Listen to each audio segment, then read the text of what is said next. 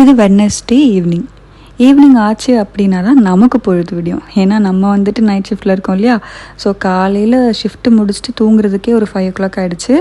எழுந்துக்கிறதுக்கு ஒரு 12:30 கிட்ட ஆகிடுச்சு. ஸோ எழுந்து சாப்பிட்டு லஞ்சு டேரெக்டாக சாப்பிட்டுட்டு கொஞ்ச நேரம் ரெஸ்ட் எடுக்கலான்னு நினைக்கிறதுக்குள்ளேவே அந்த ரெஸ்ட் எடுக்கிற டைம் வந்து முடிஞ்சு போயிடும். அப்படி தான் வந்து போய்கிட்டு இருக்கு பொழப்பு. ஸோ ஒரு டைம் முடிஞ்சதுனால நான் ஆஃபீஸ்க்கு திரும்ப பறக்கி கிளம்பி ஆஃபீஸ்க்கு வரத்துக்குள்ளே ஒரு வழி ஆகிடுது.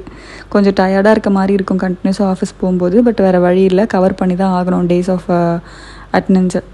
ஸோ ஆஃபீஸ் வந்த உடனே ஒரு காஃபி ஒன்று குடிச்சிட்டு பிஸ்கெட்டும் சாப்பிட்டுட்டு தான் ஒர்க் பண்ண ஸ்டார்ட் பண்ணியிருந்தேன். ஏன்னா லஞ்சு சாப்பிட்றது ஒரு மணிக்கிட்ட ஆகிடுச்சு.